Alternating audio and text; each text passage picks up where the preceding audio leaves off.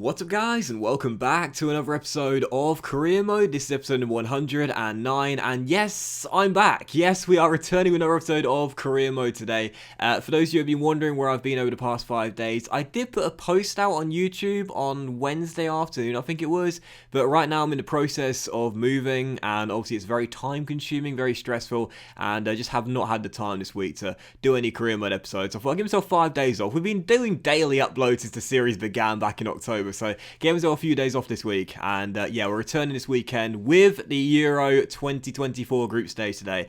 And of course, normally on the weekends I ask you guys for a like target in the morning and say get this video to 1,000 likes. I'll do a quadruple upload. But of course, this weekend, as I've been away for the past 5 days, it wouldn't be fair to ask for a like target. So it's a guaranteed quarter this weekend, and yeah, we have got the Euros today with England. Starts with the group stage. You can see our group draw here. We've got Spain, Greece, and Poland in Group B of the Euros. And if we do progress to knockout stages, we'll have the knockout stages in full later on tonight, and that'll be every round we're in. Even if we get to the final, that will still be in the next episode as well. And then tomorrow, we're getting a new season started with Roma. Yes, Season 6 of Career Mode is going to begin tomorrow morning. And yeah, we'll have another double upload to begin the new campaign off with Roma at the Stadio Olimpico. So, here we go then. The Euros are here, and I literally could not wait for this, man. Of course, 2 years ago, we were in Qatar in the World Cup in 2022 with England. We got to the semi-finals before that. Very controversial loss to Argentina. And then, of course, won the third place playoff against one of our group opponents here in the Euros, Spain.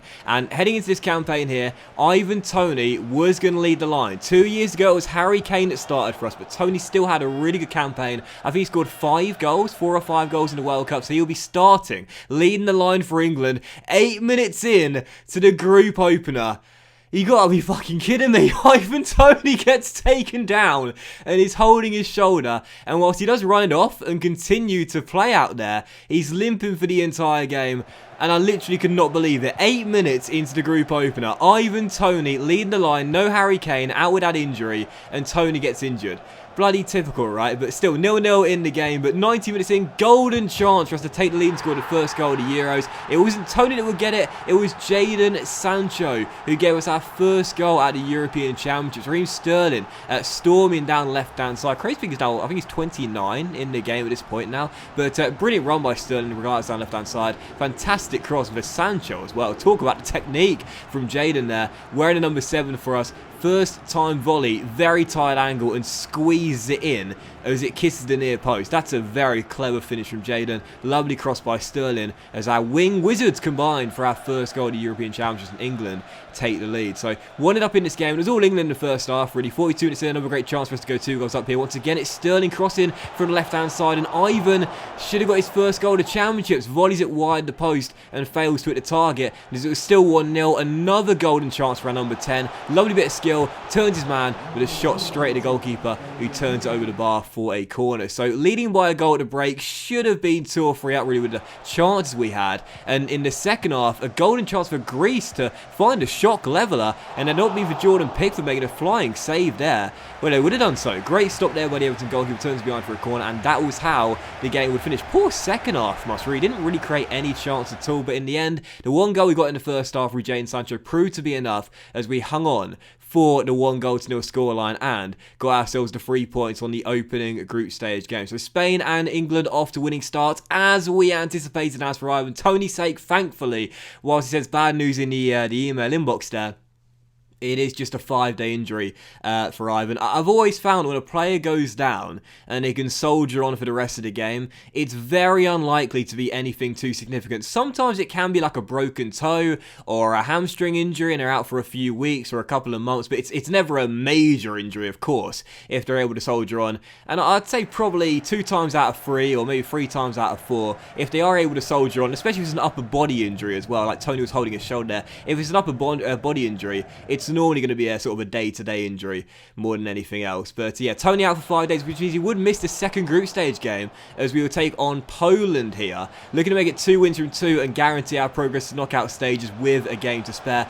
First half was so bad, literally nothing happened. It was one of the worst halves of FIFA I've ever played. Literally nothing going on. But in the second half, directly after the restart, that's when we started to come alive. That's when we started to get the chances. 2 early ones here. And as Marcus Rashford played for Raheem Sterling with 10 minutes into the restart, Raheem, who set up Jadon for our first goal of the Euros, then got a goal himself to break the deadlock here and make it 1-0 to England. So lovely little counter-attack there. Rashford in for Ivan Toney for this game here, showing why he should be starting perhaps in Tony's absence. Lovely through ball. Sterling with a finish. He makes it 1-0, and 1-0 soon became 2-0 just past the hour mark. Corner it into the centre, headed on, and Dele Alli, who had an amazing campaign for us 2 years ago in Qatar. He was one of our best players in the World Cup. Volleys the ball in there, first time, puts it past Chesney and makes it 2-0. So lightning quick start from England in the second half. After a terrible first half, this is what we needed. Much more aggressive, if you will. And that's a really aggressive finish by Ali there, on the swivel, on the turn, on the half volley, fires it in, and Chesney could only get a touch. So final score, Poland 0, England 2, and that means it's 2 wins from 2 to begin the group campaign off, and that would secure our progress into the knockout stage with a game to spare. And as you'll see, Spain managed to do the same as well. They won their first 2 group games, and therefore qualification has already been secured for Spain and England, and now all that's to play for is who wins the group and who finishes runners-up. And of course, as we know, the winners will take on the runners-up of Group A, and the runners-up will face the winners of Group A. So still something to play for, but qualification already in the bag, and that's exactly what we predicted when the groups were drawn. No disrespect to Poland or Greece, but we did feel as though these 2 nations would be qualifying, and it would just come down to who is going to finish runners-up and who finishes as the winner of the group. So on match day 3, I did decide to rest my entire team, because as we know, whilst there is something to play for, qualification is already in the bag, and on the knockout stage is the quarter-final even coming in just a few days' time. I wanted to make sure my first 11 was going to be fully fit, fresh, and raring to go for it. And I always say this as well, for those of you that do play career mode and manage internationally as well, if you are in a group stage, just win your first 2 games. I know, of course, match day 3 can be vital. It can be very important to see who finishes top and who finishes runners-up, but I never recommend resting players on match day 2 with the third group game to come, because if you got qualification in the bag, it means that regardless of what happens on match day 3, you're already through. You can just field a weakened side out there and play it really without any sort of pressure. So heading into against what we did, we had a 4-2-4 for the game. Went very adventurous indeed, and after scoring those 2 goals against Poland in the second half, we had a slow start in that game. So for match day 3, I thought place to play for in the knockout stages. Boys, go out there, show me what you can do.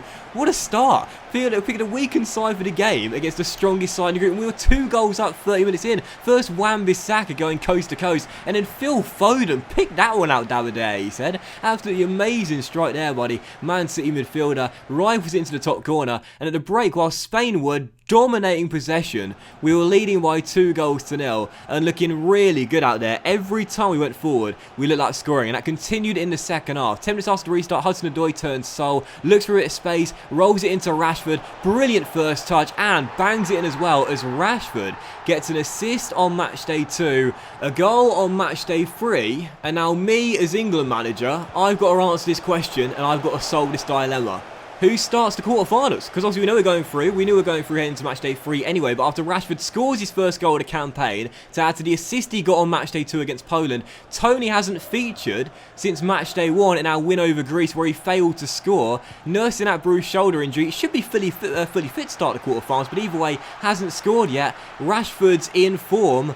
Who starts the quarterfinal? Big question and a big decision for me to make as England manager heading in to the last day. And we will head into the last day as group winners as well and face the runners-up of Group A after a big 3-1 victory here. What a performance against Spain. Ironically, our best win of the group, despite fielding a fully weakened side and playing a 4-2-4. Sadly, can hold on to our third clean sheet. Iñaki Williams to score a late consolation goal for Spain, but it doesn't matter too much. We are through as group winners, where our reward for topping the group is this. We'll be taking on Norway in the quarter-final stages of the European Championships. They outmuscled the Netherlands by, I think it was a single goal, which is crazy. France won Group A, so they'll take on Spain in the quarterfinals. And the winners of Group C were Portugal. The runners-up of Group C were Turkey. And that means that Portugal are going to be taking on the runners-up of Group D, Belgium, whereas Germany will face Turkey in the quarterfinal stages. So we'll be taking on Norway in the quarterfinals. No disrespect, but I do put us as favourites to that game. But the question is,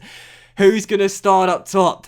Do I go with my boy, Ivan Toney, trust it'll bang him in when it matters most in knockout stages, or do we stick with Marcus Rashford? Big question to answer heading into the knockout stages, and of course you'll be seeing that episode later on tonight. So thank you very much for watching the group stage, guys. I really hope you have enjoyed it, and if you did enjoy today's episode, then please drop a like. Don't forget, no like target this weekend. There will be a guaranteed quadruple upload weekend with the knockout stages coming out later tonight. Hope you enjoy it, should be good, and yeah, I'll see you for knockout stages later on tonight.